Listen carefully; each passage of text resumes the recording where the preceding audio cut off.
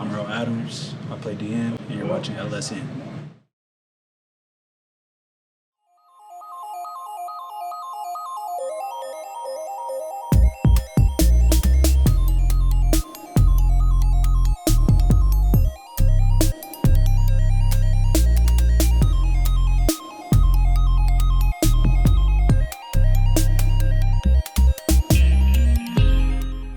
Hey, MSU on three. 1, 2, 3. MSU.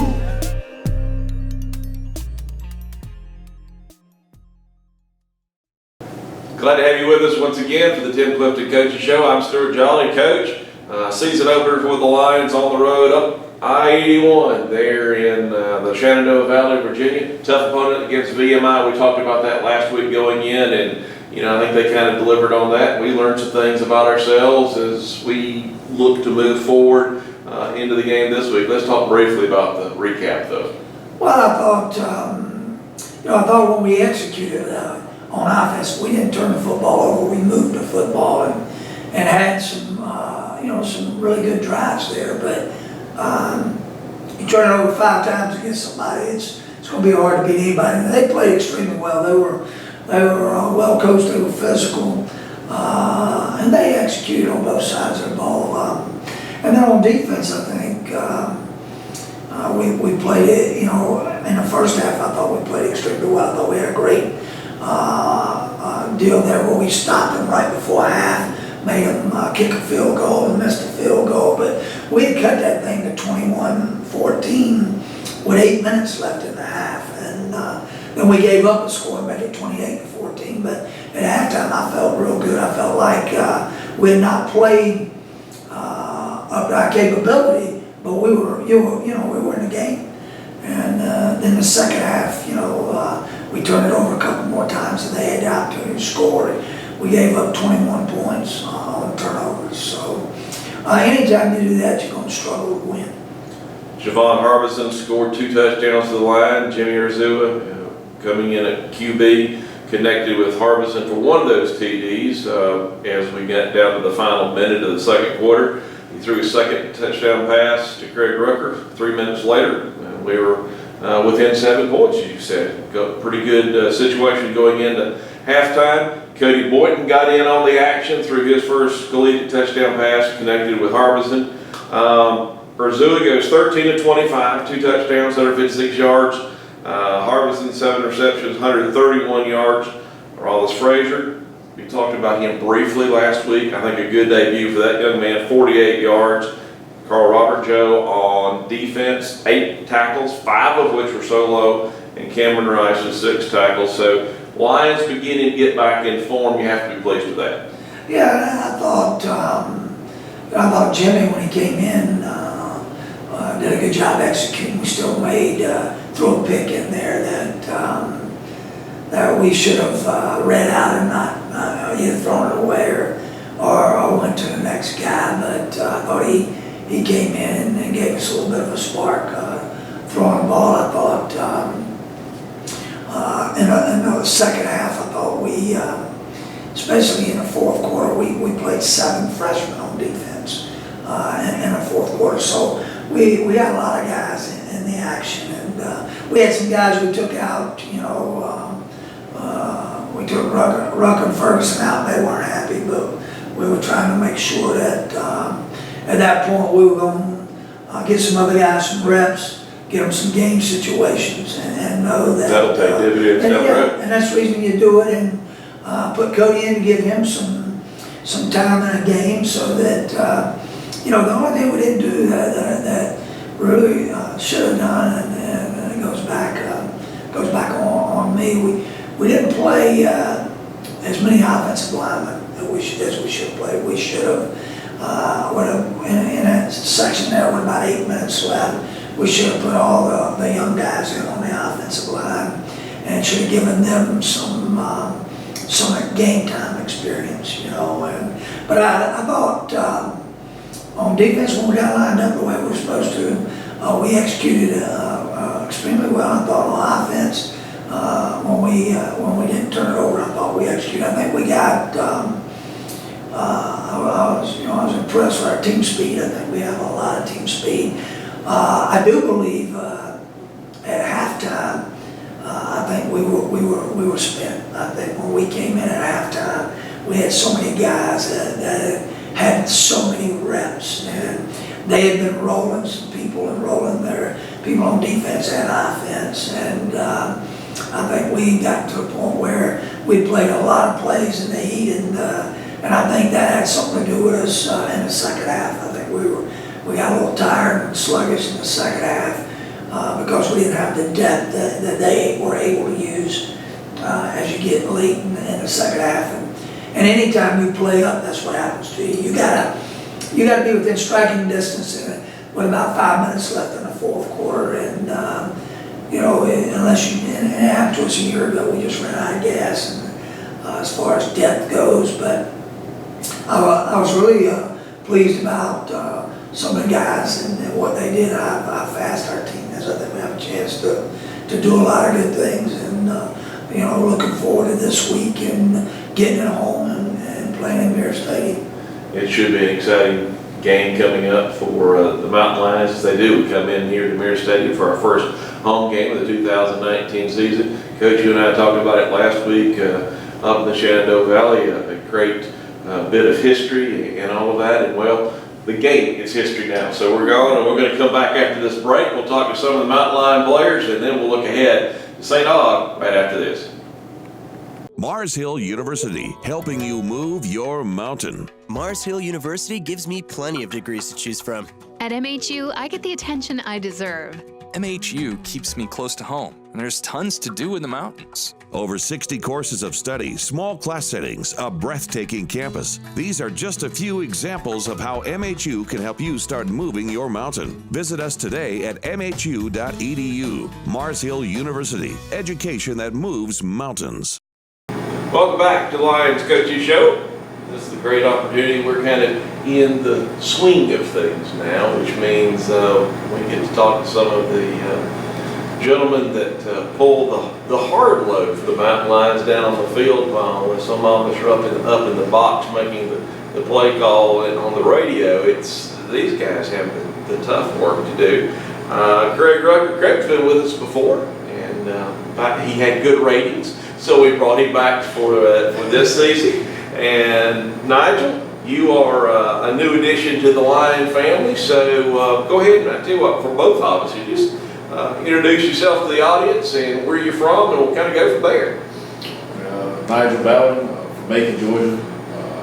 Graduate school, getting a master's in management.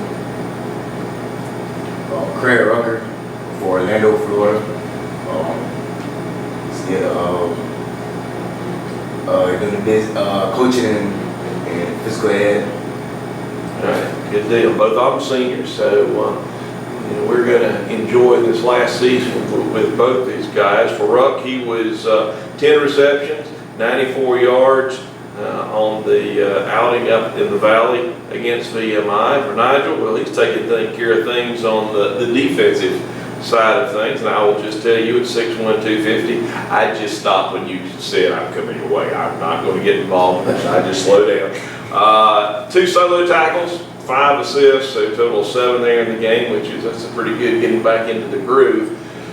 You're coming out of, I don't know, when you finished up your bachelor's degree, you still got eligibility. I don't know if that's kind of like early retirement or whatever. But anyway, you came back. You had some eligibility left. You played in the SEC. And now you're like, you wanted some real competition, so you've come to the South Atlantic Conference. That's right. But you played for the Commodores of Vanderbilt. Yes, sir. Tell us a little bit about that story. How in the world do you end up here at Mars Hill University? So I played at Vanderbilt University. Got a chance to start my redshirt freshman year. Played under Coach Mason and Coach Franklin. That was a good benefit for me. Then after I got done playing, I just wanted to figure out. I started coaching. Coaching at that high school coaching, I was line breaks coaching my whole time. Just seeing those boys run around and the passion kind of just kept the team growing inside me every day, every practice, every month, and every game. Then I found out I had 1 year eligibility, and I was able to contact one of my old high school friends who happened to used to coach with one of the coaches on the staff, and they reached out to Coach Clifton and come to find out, Coach Clifton's from my hometown in Georgia, and it all went down from there. Yeah, he was, if you look at the Hall of Fame and everything down there, he was the stuff back in the day there in Macon. Craig, we've had you before. We mentioned you last week. You got a lot of preseason talk that let's face it, you're good. And the folks in the league know that, and so does everybody else now, because they're keying in more on you. But you had great accolades last season, and they're looking ahead the same thing. Don't expect anything different except that continue this year to stay healthy. But how does it feel, having been with the Lions all the way through? And then we'll contrast and come over to you, Nigel, talk about it from being with us in year one. But how does it feel you've been with the program, and this is kind of the straightaway here toward the finish line. Talk a little bit about that. It's been a great experience. I know the coaches on this coaching staff, I know all they want to do is help you, and since I've been here, that's what they're really been trying to do. They help me grow as a person, off the field, as well as on the field. I mean, for now, so right now I'm just like focused on becoming a better leader, having that positive energy spread within the team, and just working on a better me, just trying to keep everybody in the same boat, everybody on the same path. Does it seem possible that it's gone by this quickly, and this is the senior year? That's funny because Coach Clifton always told me it's gonna go by. It does. It's gonna go by so quick. Within a blink of eyes, it's gonna go by, and I never, really listen, pay the attention. But it's my senior year, and I can honestly say that it really has went by real fast. It's kind of snuck up on me, but I feel like I'm ready. I'm ready this year, and I grew a lot, and I'm just ready for everything that'll come with me within this year. Very good. Now, your season one here with the Mountain Lions, again coming out of SEC programs. There's a little bit of difference in that. We do play a good brand of ball here in the conference, but yeah, just different levels of play. What is one of the biggest differences that you see as a player in terms of, at least early on in the transition, difference between what was SEC versus what is SAC? I really don't see too much of a difference talent-wise. I think some people they have the look. Sometimes coaches go by the look test and they end up going to Division 1 get a better chance because they have the size and the speed. Their development is better than some people. In high school, that transition. But as the years go by, you get in college and you get the proper coaching, the proper training. Everybody's development continues to grow. So it really depends on just your work ethic, how much you put in, will do more than the next man. So I see it the same. As we said, if you want to see good competitive football, D2 is it is right thick things in this conference is known for being very competitive year in and year out. Let's talk about goals this year. When we get to the end of the season, answer the following question. It will have been a good senior season if blank. At this point, I know it's tough because we're literally one game into the season, but if hey, this has happened, it will be good. It would be a good senior season if I do what I set out to do, and that's lead this team, and that's just get everybody on the same page, have everybody within the same boat, have everybody better leadership. So I'm trying to get all the seniors to lead by example, and they don't have to be a senior, it could be a freshman, an incoming freshman, it could be a sophomore. Just trying to get leaders on this team. If I can bring a lot of leaders on this team, I think that'll help us. And I feel like if I just get all the guys to focus on going 1-0, and that's one game at a time, that's one practice at a time, That's even outside of football. Just want 1-0, winning the day. You know, have everybody focus on just that one thing. I feel like it's gonna be. I can say it will be great. Very good. What about for you? You looking ahead. I know we've got a lot of football games ahead of us, but kind of somewhere in the back of your brain, you say, "All right, my senior year, Nigel will have had a good senior year if blank." What would that be? Say just, giving up myself completely, just had success in return, like from as a team, like everybody's finishing, like they feel like they gave everything they can give, the coaches feel like they gave everything they can give, and just having these, the young guys reflecting like what, these guys, the seniors, all of the seniors done, and they just take it further than what we did. And I guarantee it, because just like how Coach Clifton was talking about, we played a lot of freshmen, and that talent right there is going to be very beneficial in the near future. So, I guess biggest thing is just competition and just growing.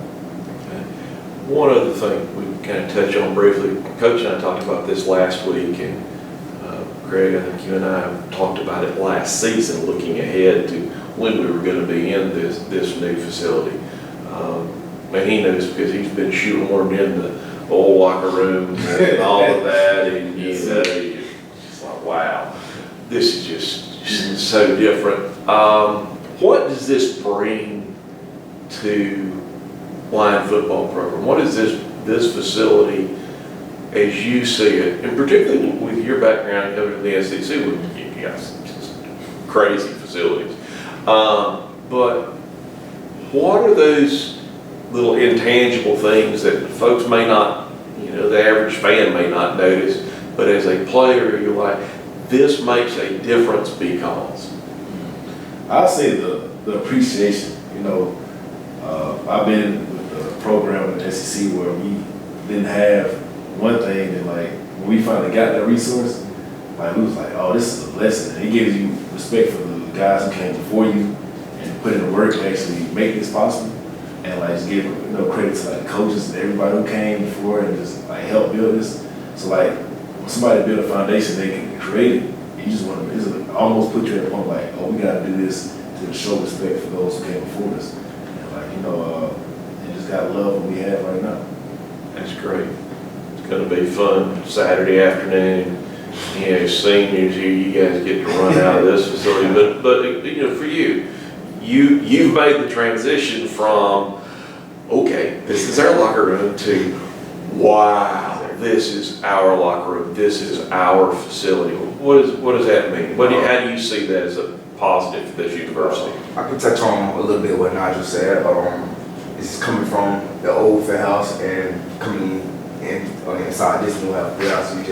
It's a lot of appreciation, and then you'll learn that you appreciate what you have now, coming from what we had over there, because we all know it's the big and some of the freshmen going, oh, no way. Yeah. The freshmen have no idea, I'll tell you that. But just the big movement, just the appreciation, like Nigel said, just appreciating what we got coming from the old fair house, and just make everything. We want to keep everything. We want to keep the locker room clean. We want to keep the kitchen in there clean. You just have more. You feel like you have more responsibilities. Just trying to keep the place clean. Keep the place up to date, because it's a new space for us and we're loving it right now. So, well, as Coach we were talking last week, this has always been a special place, and now we're getting facilities that match the young people and the coaching staff that we've been fortunate to be a part of over the years. So, as always, blessing to have you gentlemen as part of the Marsdale family. We wish you the best of luck this year. I hope to call your name a lot from up in the box, and we'll see you on down the road Saturday afternoon here at Mayor Stadium. Get to run out of this field house first time. That's going to be exciting. We'll be back right after this. Fans, Geico has teamed up with the South Atlantic Conference to offer the alumni, faculty, and staff of SAC institutions discounts on auto insurance. Get your fast, free car insurance quote today by visiting geico.com/mydiscount. Geico, the official insurance provider of the South Atlantic Conference. Welcome back. Stuart Jolly along with head coach Tim Clifton. The opponents this week, St. Augustine's. Last week, they had a tall order, as it were. They were down at Brett Stadium, Little Orion University, 68-7 loss. Of course, I think LR is number 8, if I remember correctly, nationally. Scoring for St. Aug in that one, Jalen Jones hit wide receiver Kyle Levere for their one score for the Falcons early in the first quarter, and Andre Labatt perfect on the point after. They closed the gap there early on, and then the Bears just really went on a scoring tear. But I'm sure looking ahead, Jones and LaFair, and looking at some of their stats, they're one of those teams. I think you look at last year's record, it may not have been as positive as they would like, but they were in some close games. They've got a lot of talent. They're always one of those, I call it a question mark team, because at least from my point of view up in the box, it's kind of like, well, what are they going to throw at us this year? Yeah. They are, and we played them in the past, a lot of times in the past. They have a lot of team speed. The touchdown catch might have been the most phenomenal catch I've seen in years. I mean, it should make all the ESPN highlights. It was a one-handed catch in the end zones, laid out, and made it just a phenomenal catch and a great throw. It was 14-7 at the end of the first quarter. And then there was, in fact, one of Orion's touchdowns early was an interception. Kid dove, caught it, rolled over, and the ball popped out, and they ran it in, and then they muffed two snaps on punts back to back, and LR got a touchdown on that one, and then the other one they recovered on the 3-yard line. So there was an interception for a touchdown, and then the two fumbles on muffs on snaps from the punter, and so all of a sudden there's 35 points scored within a short frame, and when that happens to you, I mean, we saw it happen to us one year at Sanford. I mean, it was score was 7 points, and the next thing you know, in 3 minutes before then, yeah, you got to get popcorn and cook. You come back, it's like, okay, I'll drink my Pepsi because all of a sudden it's 35 seconds. That's right. So it happened really fast, and it happened in a real short period of time. And not to say LR's really good. I mean, it's not to say they're not. But I thought with those turnovers and the opportunities that where they put a lot of points on the board real fast, I think that sort of took the air out of St. Aug in the second quarter. But they will run on defense. They'll run as good as anybody we play all year. And VMI had some guys that were very physical where they can run. And then on offense, their receivers really scare you. Quarterback's a senior, he scares you. He's got a tremendous arm. One of the throws against Lenore on Saturday, he threw it 55 yards and it didn't look like he was trying. So he can throw it over the top. And they're really good at wide out. And then on defense, I think their defensive front, sort of carries the football team on defense. It'll be a tall order. We're going to have to come in and play and be ready to play and play with a lot of confidence. And, the exciting thing for us is, and I told these guys, I told our players yesterday in practice, they're starting a new tradition coming out of this building, warming up on this end. There's a lot of new things going on absolutely. for this football team, and they've got a lot to be thankful for. And they need to come out and play with a lot of energy and be excited about being the first ones to ever come out of this building, I think. And it'll be new warming up on this end, and then coming back into an air conditioning building at halftime will be something new for them. We get to do that, they don't. Yeah. So we had never been able to say that, Yeah, and then I just think we're gonna do some things new for the first time because of this building. So, and then it's, you know, it's a deal now where they're gonna fill the hill and bring in a lot of people, which we're excited about. Everybody that's coming. I think they'll see a great product. Going to be local Lion Day. If you have a young person through grade 8, they're going to get in free, and we dropped our overall ticket prices down to $7, which matches up with the State Athletic Association prices. So we intend to fill the hill. Back behind us, you can see the friendly confines of Mir Stadium, and our intent is to make this a place to play in which folks don't want to come and visit here. That's right. Now, we want them to come and visit, enjoy themselves on our side, but everybody else is like, well, that's a tough environment. And we're really trying to build that. So if you get an opportunity, certainly come out and do that. Very quickly, Coach, any surprises from last week that, you know, Tim Clifton takes his headset off and goes, I didn't see that coming.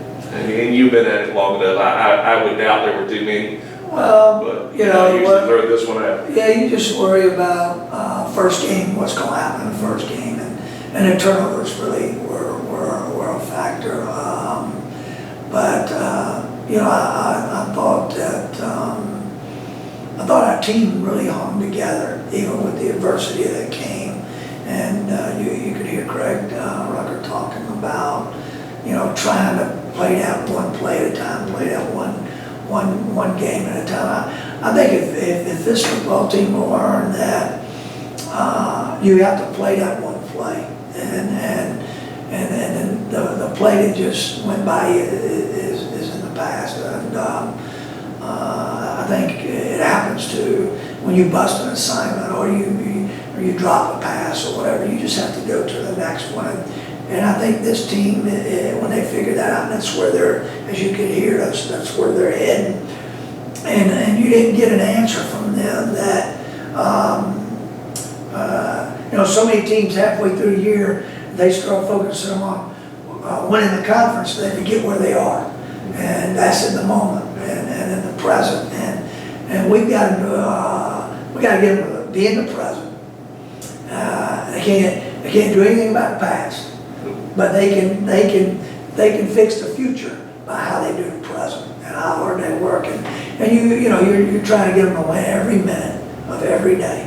And then they win the minutes, they win the hours, they win the day, they win the week. Same way in the classroom, same way in their personal life. And if we get them going in that direction, because I think we have some guys that are have a chance to have a good football team and be a real good football team. But again, it's got to be this week. It can't be anything other than Saturday. But it starts tomorrow in preparation. You know, we got to prepare hard. We got to work harder, and we got to play with practice with more speed. And there's a lot of things we got to do to get better.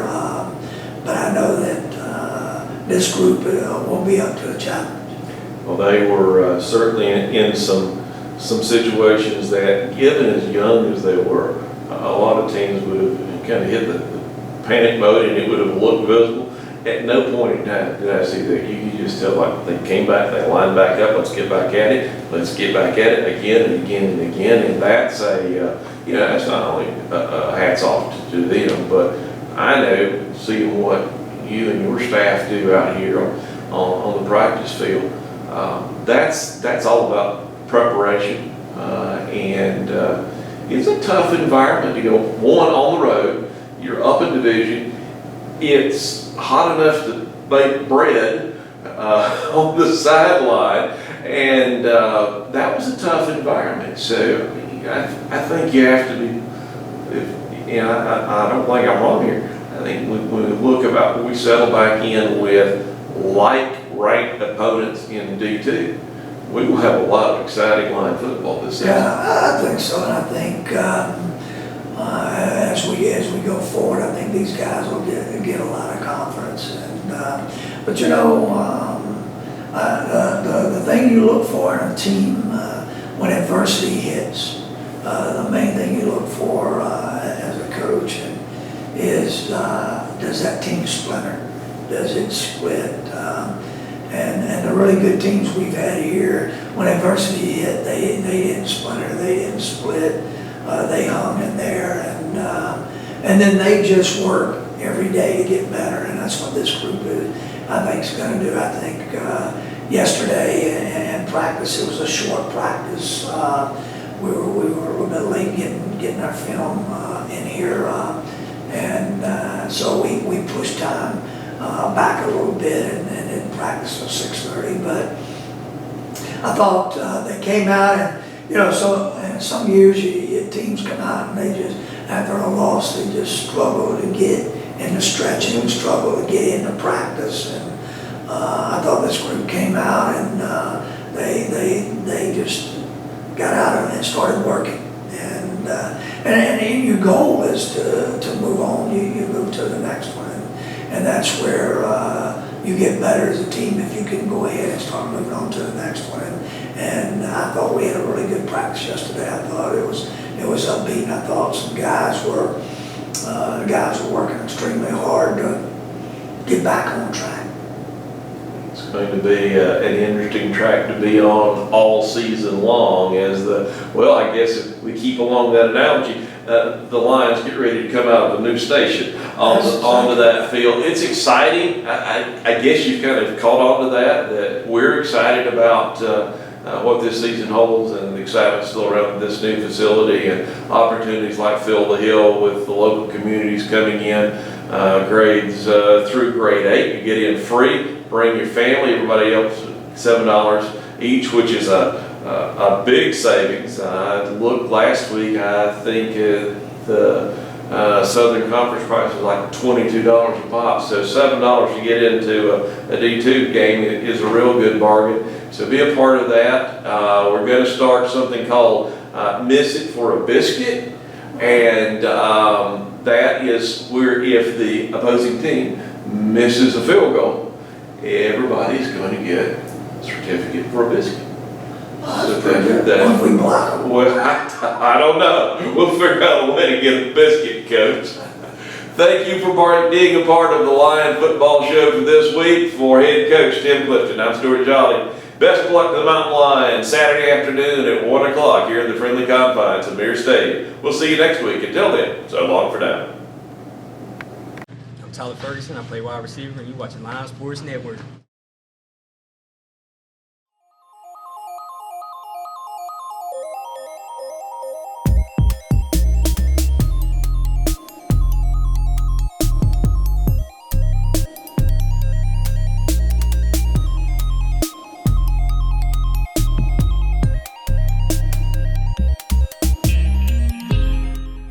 Hey, MHU on 3. 1, 2, 3. MHU.